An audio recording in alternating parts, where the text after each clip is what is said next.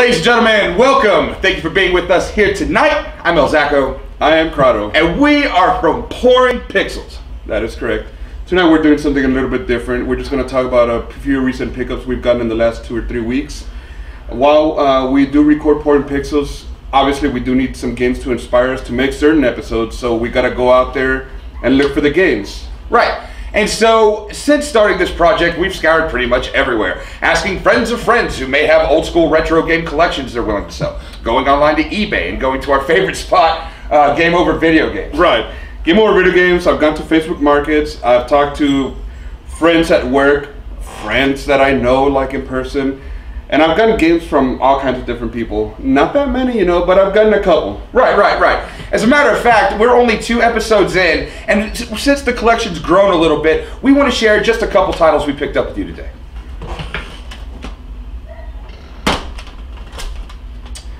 These have been the titles we picked up in the last, 2 weeks? Yep, 2 or 3 weeks. And as you can see, we've kept it very minimal and humble and haven't gone overboard at all in what you can accomplish in 17 days.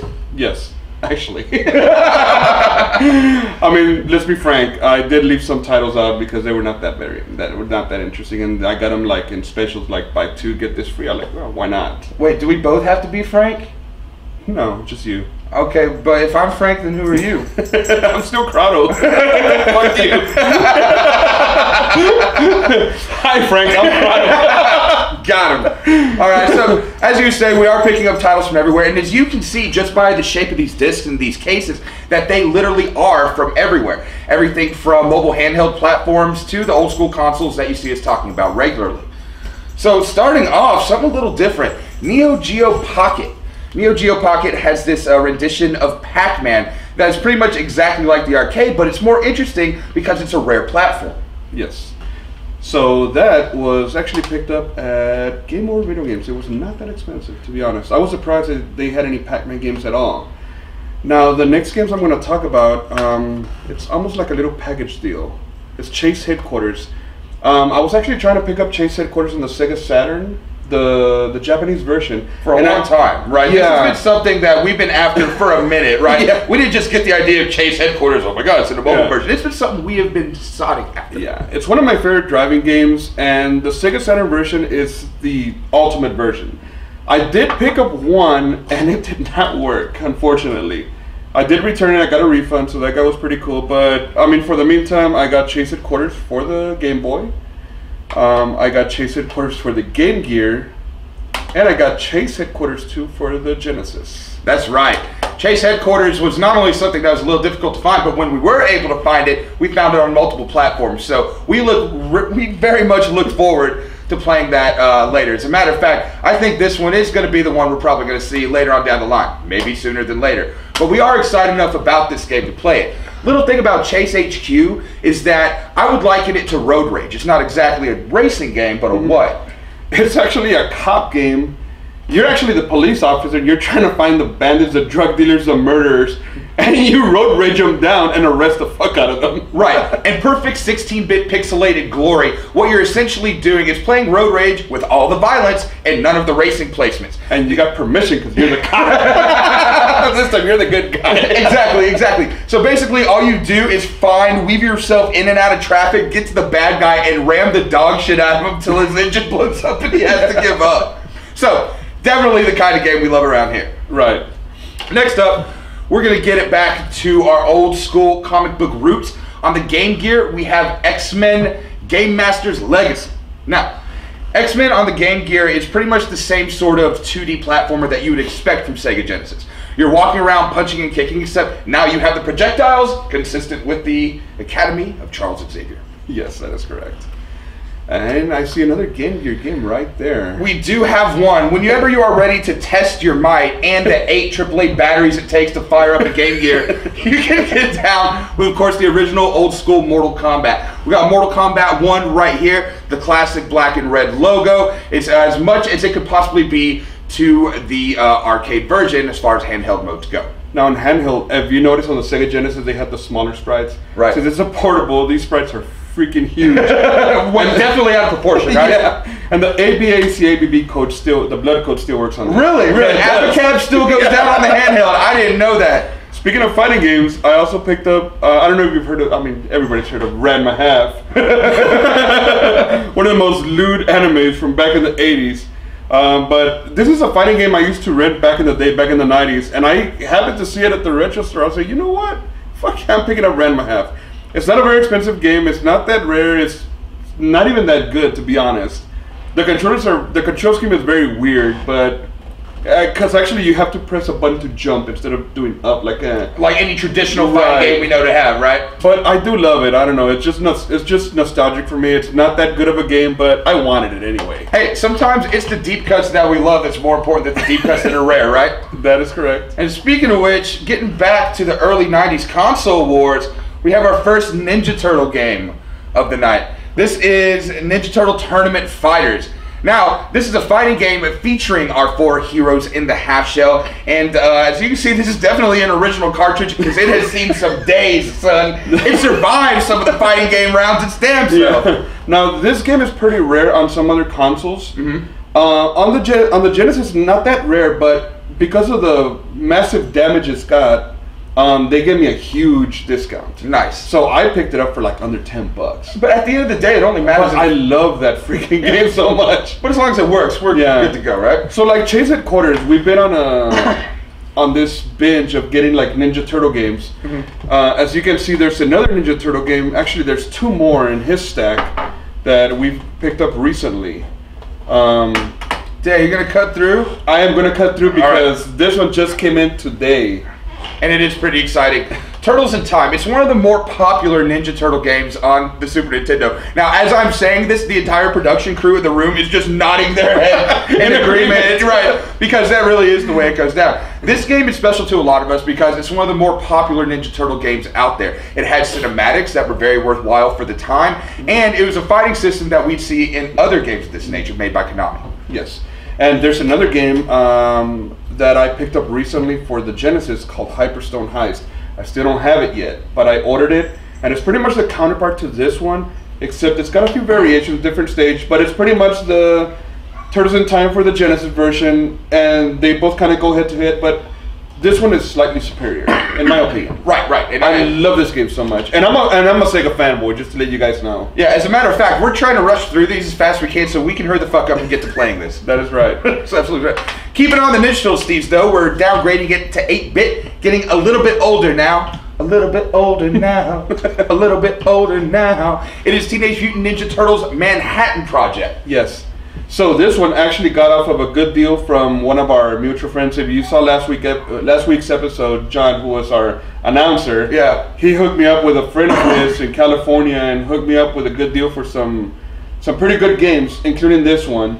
Got it all in a bundle, but I love this game so much, and I'm trying to get. I already have Ninja Turtles 1. I have this one. I'm trying to get part 2 for the NES, the arcade game later on. Right. And said personal friend hookup actually has a few games that we're going to had a few games that we're going to be talking about here tonight, and he kept them in pristine condition. Like, I'm really impressed with how well all of these are on the label. Yeah, I picked up that one and a couple of others, and he even threw in a Metroid, which I'm not presenting here, but he just threw in that one for free, just for like you get Ninja Turtle Mega Man games. Here's a Metroid for you. Yeah, why not? Now this one, I have no idea what this game is. What? It's called Trillion. Then why do you even have it? Why do we even get this? It's a Vita, dude. Okay. So just because it's a rare Vita game, we gotta grab it? I don't think it's rare. I'm just saying anything Vita's gonna be rare. Okay. So Vita is this generation's Dreamcast. A lot of people have said that. They undersold it pretty much. They took it for granted. Yes. Essentially. Anytime you go to any store, you see any video games that are cheap, pick it up. It's gonna be a rare find later on. They don't have that many copies. The Vita was a very underrated system, but I picked up this game at, I believe actually it was a GameStop. It wasn't even anything special. I was just walking by after work. It's called Trillion by Idea Factory, which they do put up some good RPGs. This looks like like a role-playing game. It looks very animated, looks very anime, but Trillion. If anybody's tried it out, let me know if it's any good. I haven't played it yet, but I saw it, I said, yeah, why not? You know, maybe I think that would be something good that maybe we can get a fresh reaction on. What do you think? Yeah, that is correct. All right, we'll do that. And actually, like, speaking of going to regular stores and picking up some things, I was at Best Buy with my son not too long ago. Uh-huh. And, I mean, I don't know if you guys have heard of Limited Run. I'm pretty sure you have. they make a lot of digital games into physical forms. Okay. So like, what do we have? We have Super Meat Boy, Super right? Meat Boy for the Nintendo Switch. Okay. It was at retail price $39.99. Sometimes you check on eBay and it's already like double the price because they make a limited amount of these games. Yeah, they're always hits the name limited run, right? There's not gonna be too many. So how many of this copy are there? I have no idea. They make somewhere between 4,000 and 6,000 or something. Which isn't shit. Like that's hardly anything when it comes to these console type releases, right? So what you do is they'll send you, if you sign up for their website, and there's a couple of other ones, but I know Limited Run is a more popular one. You sign up for their website, they'll send you updates like pre-order this game. It's gonna come out like in 2 months or a month and a half or something. You pay for it and you get it down the line. You get like a normal edition, or you can get, sometimes they have like a special box edition for like a little bit more. Mm-hmm. But a lot of times, once they sell out the capacity, they're out. Right. They don't have them anymore. Right, they're not going to be re-released. You're not going to see them again. The only place you're going to find them is on eBay, hiked the fuck up. Yes. So a lot of resellers buy these just to hike them up. Luckily, some retailers like Best Buy, I know, carries a couple of them. Sometimes they order them. I just got lucky. I was just walking around and I saw Super Meat Boy. It wasn't on sale on Limited Run website anymore, but they still had a stack there. So I picked one up. I haven't even opened it yet. But nice. Yeah. So over here, something that we've been getting a lot in terms of feedback is how people appreciate how we really do deep cuts. These games that aren't necessarily most well-known and most popular, and to a degree we do that on purpose. But if there was ever something that I would consider a deep cut for Nintendo 64, it would be Jet Force Gemini.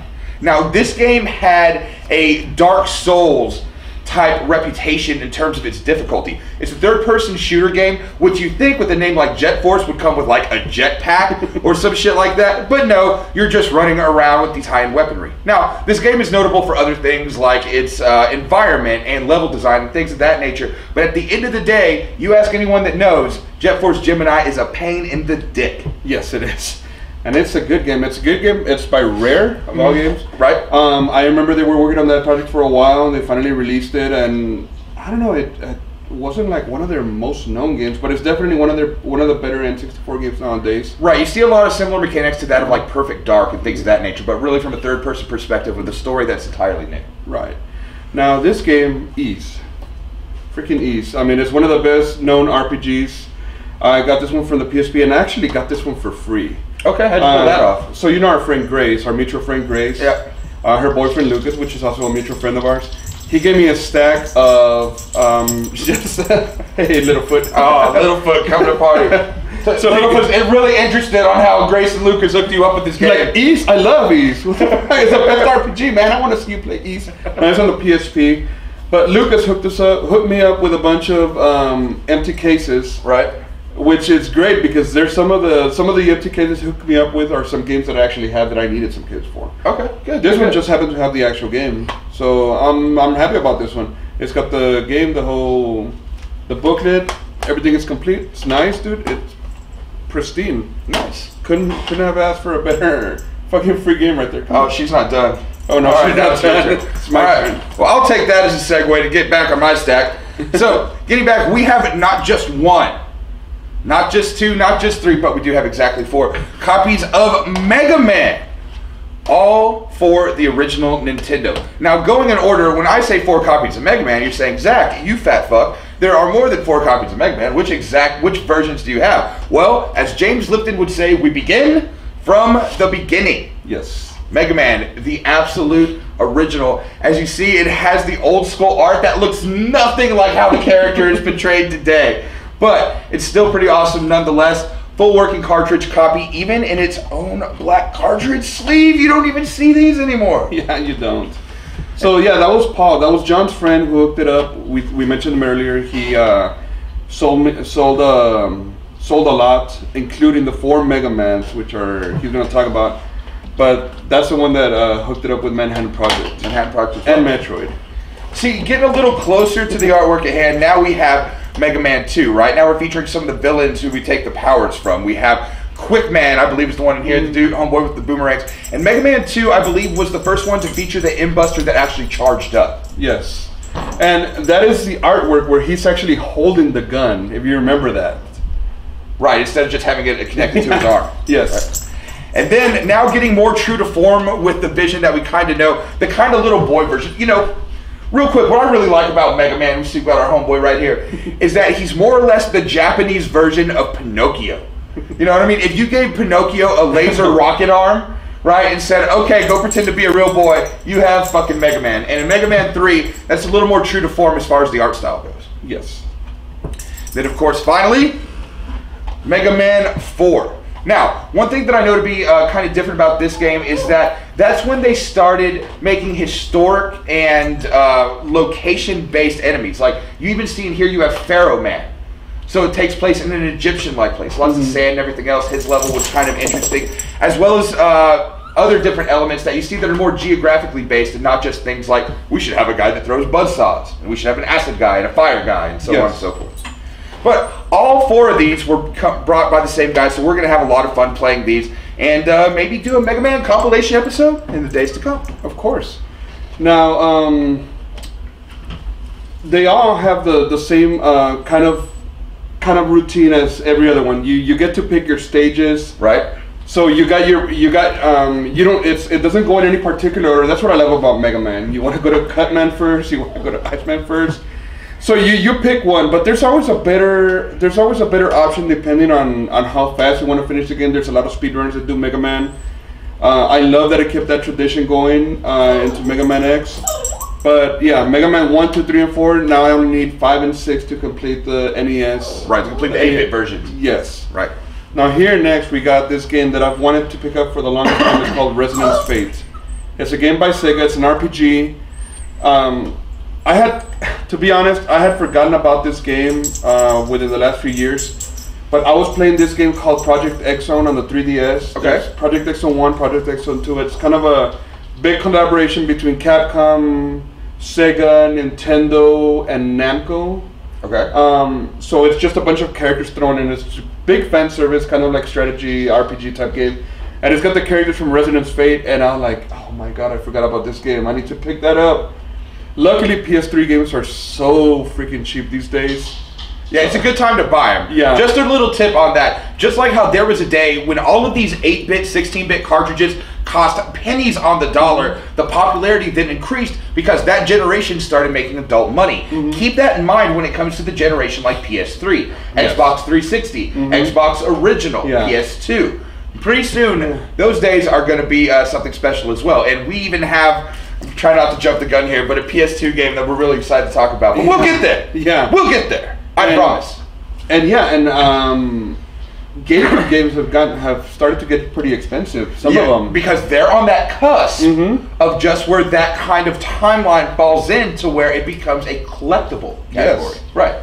And speaking of Resonance Fate, around that time there was another game that I wanted to buy for the longest time that I completely forgot because just time passes. Life happens, adulting. Pandora's Tower. Okay. This game is pretty freaking awesome. In this story, you're this guy. You're trying to save your friend. She's kind of got like this. I don't know. I want to say like disease. She's kind of like turning into a monster. So you gotta go hunt these monsters and get these animal parts. So like have a cure almost, like keep it at bay. And you gotta feed it to her so that she doesn't transform into a full-fledged monster. And you can see the scenes where like her arm is turning and she has to eat that gross meat and she's like, oh, I hate it. It's all like Japanese, like very anime. But this is a great game. Pandora's Tower, you find it, pick it up. I got lucky on this one as well. Found it at a GameStop. And Resonance Fate, I found it just at one of the retro stores, I believe Game Over Video Games. Nice. Now, keeping up with the Wii, I see we got another one for the original Wii as well. Yes. This is called The Last Story. If you're familiar with this little game, what's it called? Final Fantasy? I don't know. Have you ever heard of it? Have I ever heard of Final Fantasy? No. But I hear they have choking birds or some dumb shit like that. Yeah. It's riding chickens or something. But yeah. This guy, this little known guy called Hironobu. I don't know if you've heard of him. But he created this series called Final Fantasy. Toronto, are you being sarcastic? Nah. No. So, if you're a fan of Final Fantasy and you have a Wii and you're trying to find a game that's very similar to Final Fantasy, The Last Story is where it's at. If you ever play this game, it's gonna feel like you're playing like a PlayStation 2 or PlayStation 3 Final Fantasy. It feels more like along the lines of, I don't know, like Final Fantasy X. It's got that same feel, that same kind of comedy where they're friends and they got, I don't know, it's 4 buddies. They're all like talking. They're going to taverns. They're going through towns, having adventures. It's a fucking amazing story, but I don't know. I don't feel that it's that well known. Have you? I mean, no. The last story is something I've only heard of by name. I'm not going to sit here and tell you it's something I put 20, 40, 80, 100 hours into, even though I very possibly could. Games like this are something that the true fans would really know about because they really follow a developer more so than a franchise. And my hat's off to you, anyone who falls in that category. This is something that I do definitely want to check out because, as we were saying before, it's one of those unknowns but very popular to those who are loyal to it that we want to see. So if people don't know about it now, maybe on an episode later, they may. Maybe. Oh, one more thing. Dang, bringing it back. What's up? This game is not that long. You can finish it in about 20 hours. Oh, well. Yeah. So it's an RPG, but it's short. If you appreciate short games, you don't have that much time, definitely pick it up. Nice. Yeah. All right, now moving on from the Wii, we're going to bring it back into Microsoft America Land. We have Gun Valkyrie. Now, Gun Valkyrie is great for a lot of reasons. One, it's an inspiration for a lot of current games you may see. For example, Pharah from Overwatch, or a game I currently play on Twitch, which is Anthem. This is a third-person shooter that, unlike Jet Force Gemini, really does follow through with the jetpacks and allows you the ability to fly through accordingly. You can fly with your weaponry, shoot enemies, a lot like the BioWare epic that's out right now. Now, everything comes from somewhere.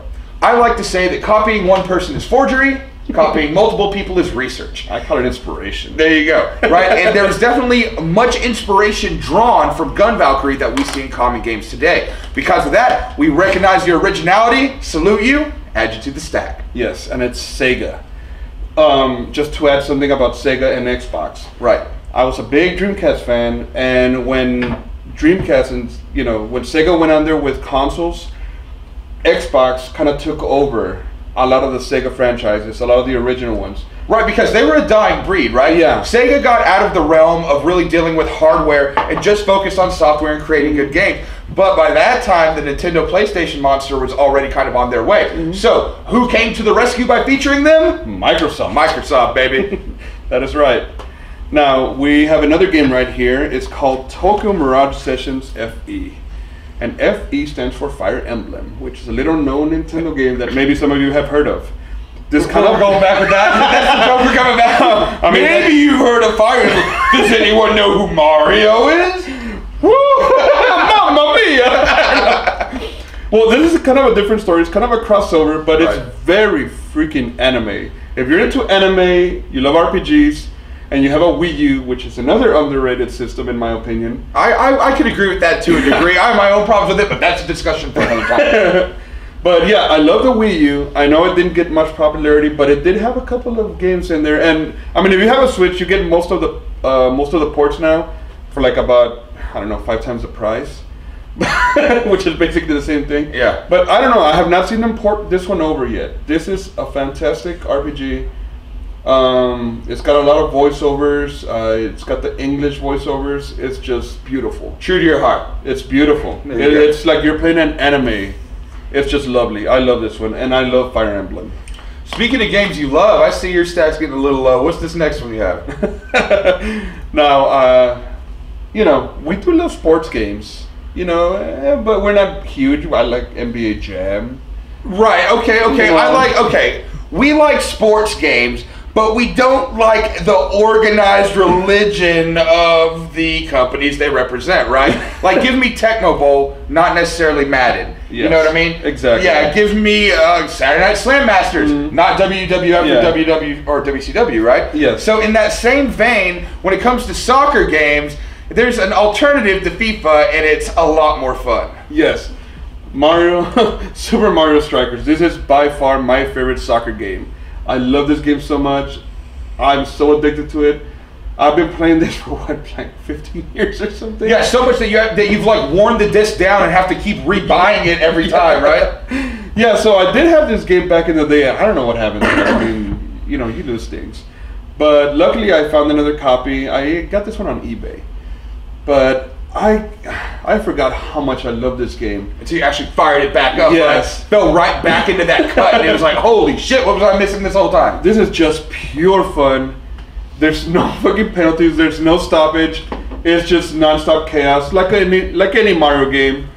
You're gonna lose friends over this one if you, you beat the shit out of your right, Mario Party, and then we have Mario. Was it Aces, the tennis game? Yeah. Right, Mario Aces, another Mario-based sports game that's meant to be a party play type game. All of them are fun. Everybody at Nintendo does such a great job of taking their flagship character and putting it in a new situation that's more fun to play rather than trying to be a simulator of real life. Right.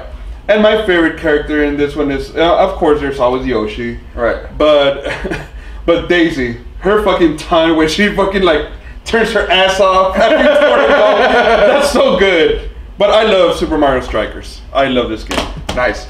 Now, getting down to the very bottom, we're going to come to something that is near and dear to my heart. Bring it back to the Wii U, which we all agree is overrated in its own regards. And now, I want to talk to you a little bit about Bayonetta 2. Bayonetta 2 is the Godfather 2 to me. Whoa, big claim. What do you mean by that, Zach? El Zacco. I'll tell you exactly what I mean. Bayonetta 2 is just as good, if not better. It really takes the momentum of Bayonetta and brings it into its own to be a well enough story to produce this character that we now see all over the place. Bayonetta is also one of my favorites to play on Smash. Yeah, I know she was nerfed. I don't care. I'll lose with fucking pride. Is that okay with you? Alright, sorry. Anyway, Bayonetta 2 is great for multiple reasons. And like I said, just the trippiness that takes place. You kind of have that Devil May Cry aspect with a strong female lead that is just over the top, just the kind of thing that I dig personally. We were able to find a copy of this for Wii U, and you better believe my fat ass is going to gain some pounds playing this later too. Yes.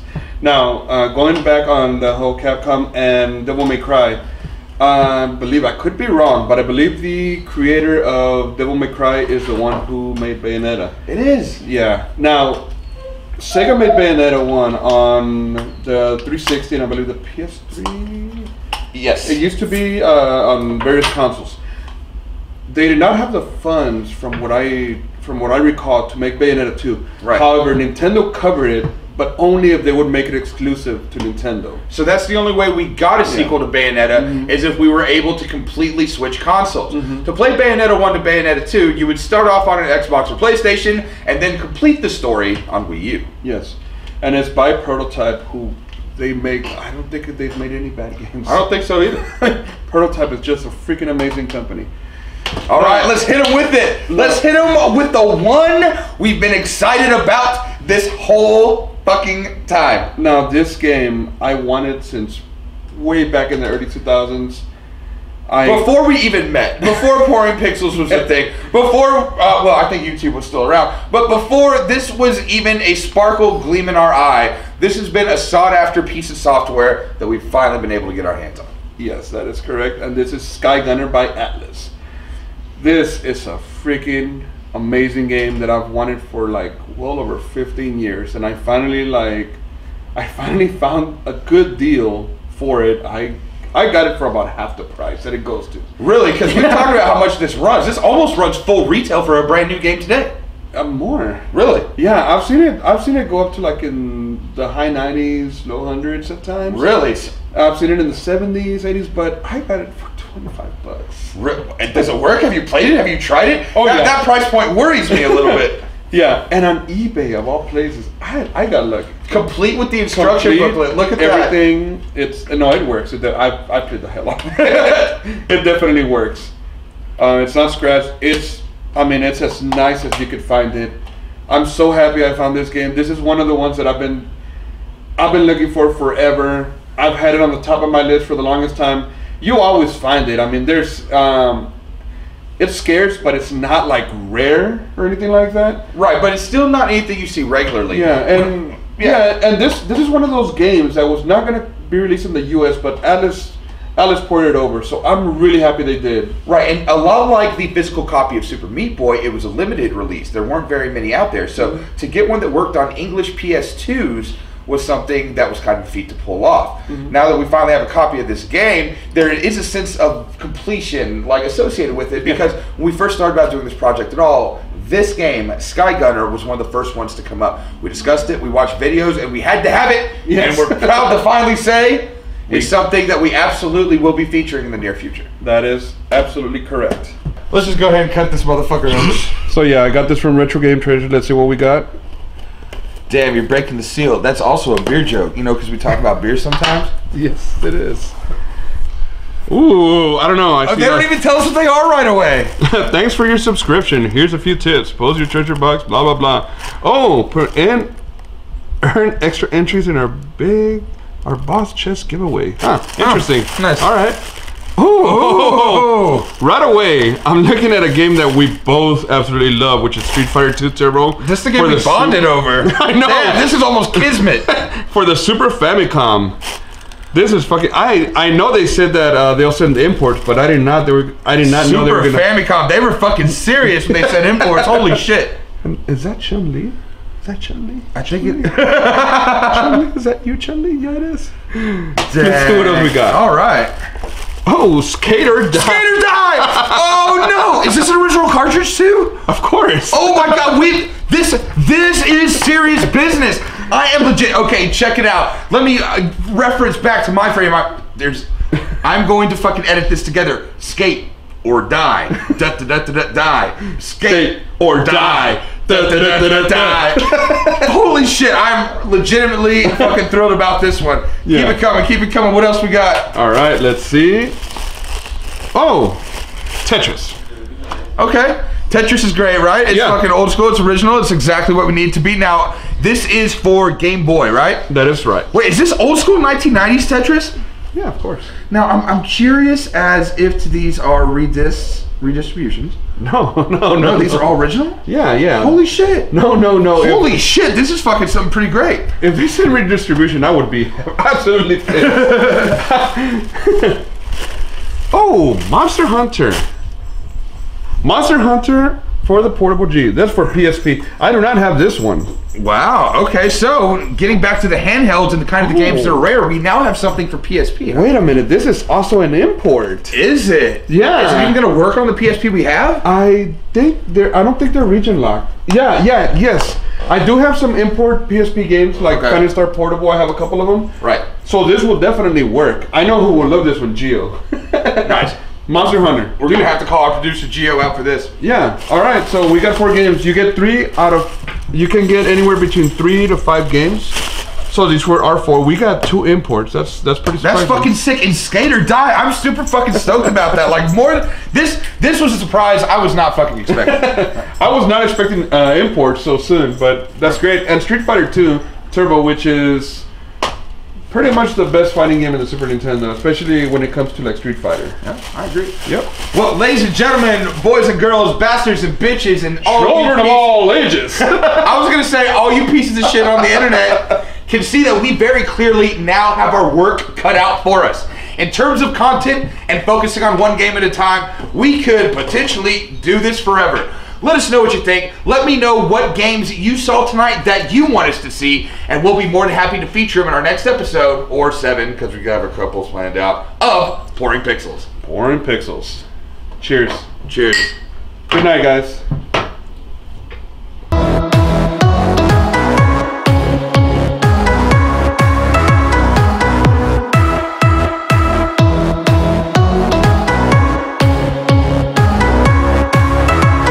Yeah, the last story was made by the same people who made what? Final Fantasy.